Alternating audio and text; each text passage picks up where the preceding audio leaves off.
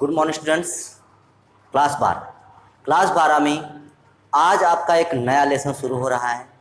ठीक, आपका जो 5वां चैप्टर था आनुवंशिकी वाला वो पूरा समाप्त हो चुका है। ठीक, आज छठा चैप्टर है। चैप्टर का नाम है वंशागति का आणविक आधार। चैप्टर का क्या नाम है? वंशागति का आणविक आधार।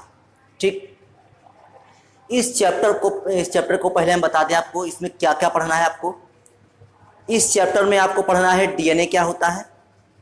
डीएनए अगर एक आनुवंशिक पदार्थ है तो उसको सिद्ध किसने किया कि डीएनए एक आनुवंशिक पदार्थ होता है। ठीक, तो हम इसमें ग्रिफिथ का प्रयोग ये सब पढ़ेंगे कि ग्रिफिथ ने कैसे इसको सिद्ध किया कि डीएनए ही आनुवंशिक पदार्थ होता है। ठीक, डीएनए की संरचना पढ़ेंगे, न्यूक्लिक अम्ल पढ़ेंगे कि न्यूक्लिक अम्ल क्या होता है, कितने प्रकार के होते हैं। ठीक, न्यूक्लिक अम्ल किससे मिलकर बना होता है। डीएनए की संरचना पढ़ेंगे। डीएनए की संरचना के बाद डीएनए का द्विगुणन कैसे होता है, मतलब एक डीएनए से दो डीएनए कैसे बनेंगे, डीएनए से आरएनए कैसे बनेगा और डीएनए के प्रकार कितने हैं।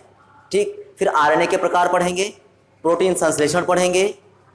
इस प्रकार से इसमें जितने भी टॉपिक हैं उनको कवर किया जाएगा। ठीक, तो ये बहुत ही ज़्यादा मोस्ट इंपॉर्टेंट टॉपिक है आपका, मतलब टॉपिक क्या है, चैप्टर है आपका।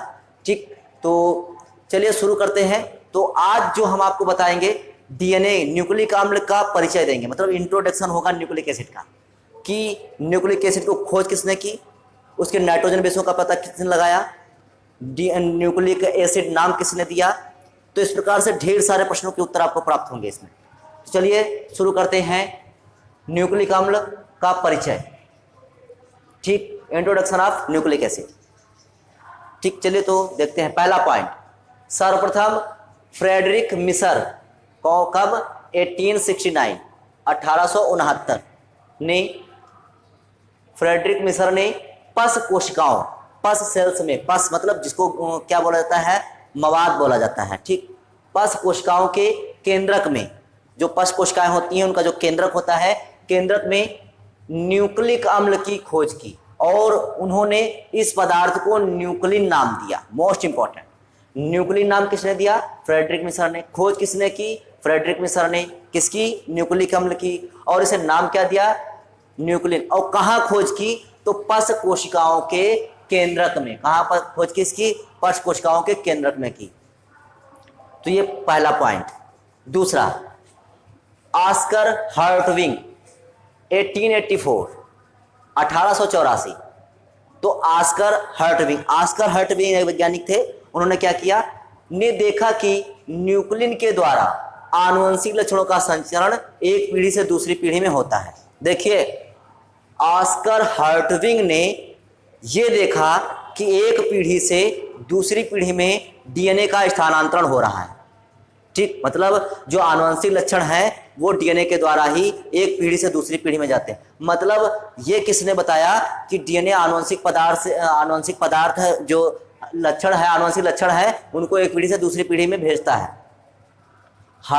ऑस्कर हर्टविग ने बताया। किसने बताया? ऑस्कर हर्टविग ने बताया। लेकिन इसको सिद्ध किसने किया?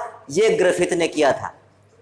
ठीक, ग्रिफिथ और हर्शे चेज एक वैज्ञानिक थे। हर्शे चेज, ये दो वैज्ञानिक थे। उन्होंने अपना अलग एक्सपेरिमेंट किया और ग्रिफिथ जो थे उन्होंने अपना अलग एक्सपेरिमेंट किया और इन्होंने सिद्ध कर दिया कि डीएनए का आनुवंशिक पदार्थ होता है, अर्थात आनुवंशिक लक्षणों को डीएनए ही एक पीढ़ी से दूसरी पीढ़ी में ले जाता है। लेकिन बताया किसने था? सबसे पहले ऑस्कर हर्टविग ने बताया था।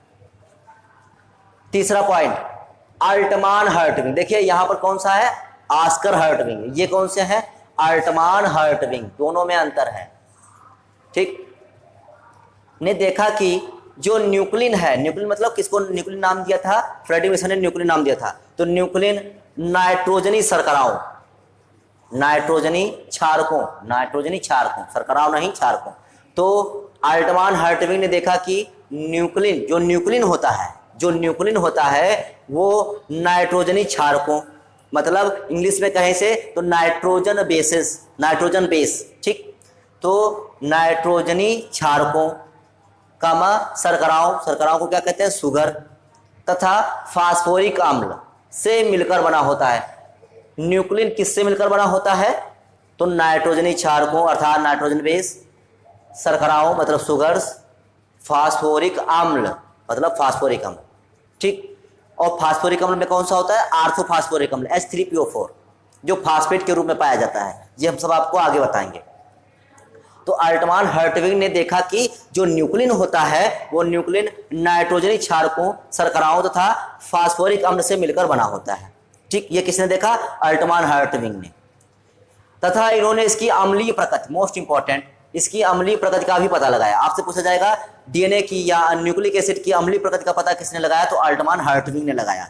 ठीक, ये किसने पता लगाया कि जो न्यूक्लिन होता है उसमें नाइट्रोजनी क्षारक, फास्फोरिक अम्ल और शर्कराएं पाई जाती है, तो ये किसने पता लगाया, तो अल्टमान हर्टविग ने लगाया। ठीक, और जब इनको पता चल गया कि जो न्यूक्लिक अम्ल होता है, जो न्यूक्लिन होता है वो अम्लीय प्रकृति का होता है।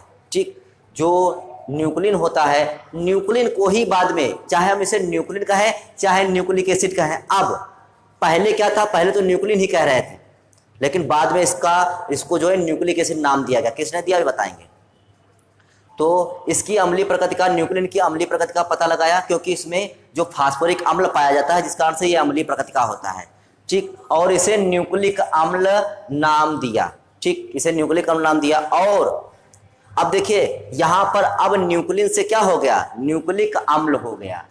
अब न्यूक्लिन नाम हट गया इसका। ठीक, क्योंकि पहले न्यूक्लिन नाम दिया गया था, अब ये न्यूक्लिक अम्ल होगा। क्यों, क्योंकि जैसे इसकी अम्लीय प्रकृति का पता चला तो इसे न्यूक्लिक अम्ल कहा जाने लगा। और इन्होंने दो प्रकार के न्यूक्लिक अम्ल, इन्होंने किसने, अल्टमान हर्टविग ने दो प्रकार के, कितने, दो प्रकार के न्यूक्लिक अम्ल, कौन, डीएनए आरएनए की खोज की। ठीक, डीएनए आरएनए की खोज की, मतलब डीएनए आरएनए को किसने खोजा, अल्टमान हर्टविग ने। ठीक, न्यूक्लिक अम्ल की खोज किसने की, अल्टमान हर्टविग ने।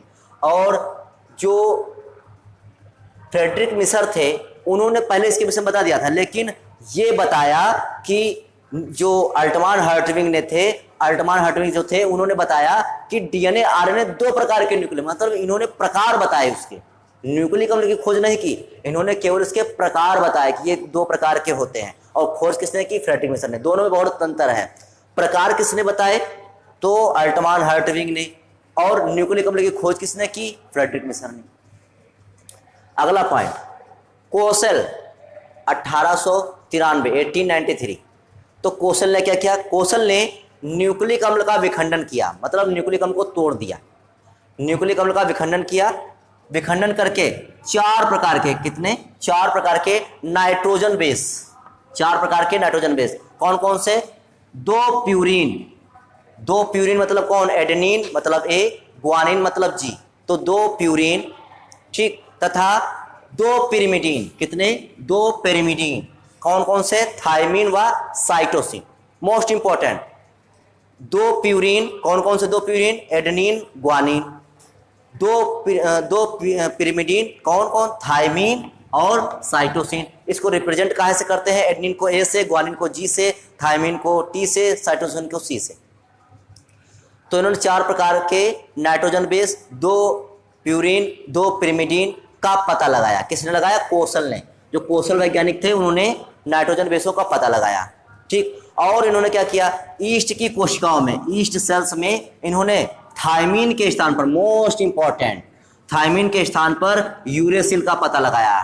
ठीक, थायमिन के स्थान पर यूरेसिल का पता लगाया। क्यों, क्योंकि जो आरएनए होता है, आरएनए में जो नाइट्रोजन बेस होता है वो थायमिन नहीं होता है, बल्कि थायमिन के स्थान पर यूरेसिल होता है। जब हम आपको न्यूक्लिक अम्ल बताएंगे तो उसमें सब पूरा बताएंगे आपको। अगला पांचवा पॉइंट, लेवनी 1909। तो लेवनी ने ईस्ट में उपस्थित न्यूक्लिक अम्ल में उपस्थित, जो ईस्ट में उपस्थित था, कौन, न्यूक्लिक अम्ल, जो ईस्ट में न्यूक्लिक अम्ल उपस्थित था उसमें उपस्थित 5 कार्बनिक शर्कराओं का पता लगाया। किसका पता लगाया, 5 कार्बनिक शर्कराओं का पता लगाया। पेंटोज शर्करा का पता लगाया। किसने लगाया, लेवनी ने पता लगाया। किसमें लगाया, ईस्ट की कोशिकाओं में लगाया। ईस्ट की कोशिकाओं में जो न्यूक्लिक अम्ल था उसमें पता लगाया। और इन्होंने इसे डीऑक्सीराइबोस शर्करा कहा। जो ये 5 कार्बनिक शर्करा थी इसको उन्होंने डीऑक्सीराइबोस शर्करा कहा। देखिए, जो आरएनए होता है उसमें अलग शर्करा होती पेंटोज शर्करा ही है, लेकिन उसका नाम दूसरा होता है। और जो डीएनए होता है उसमें उसका नाम दूसरा, जो उसमें शर्करा पाई जाती है उसका नाम दूसरा होता है। जैसे जो डीएनए होता है तो डीएनए का डी से शुरू होता है, इसलिए डीऑक्सीराइबोस शर्करा। ठीक, डीऑक्सीराइबोस शर्करा ये भी एक पेंटोज शर्करा होती है। आरएनए में कौन सी होती है, आरएनए में केवल राइबोज शर्करा होती है, ये भी पेंटोज शर्करा होती है, लेकिन दोनों के फार्मूले अलग अलग होते हैं। जैसे जो डीएनए में शर्करा होती है वो होती है C5H10O4, ये इसका सूत्र होता है C5H10O4, जबकि जो आरएनए में शर्करा होती है पेंटोज शर्करा, उसका सूत्र होता है C5H10O5। जो एक O होता है वो आरएनए में ज्यादा होता है। ठीक, तो ये थे आपके कुछ इंपॉर्टेंट पॉइंट। तो उम्मीद है कि आपको डीएनए का परिचय समझ में आया होगा। कल जो हम आपको बताएंगे वो हम सिद्ध करेंगे कि ग्रिफिथ ने कैसे ही डीएनए को आनुवंशिक पदार्थ सिद्ध किया।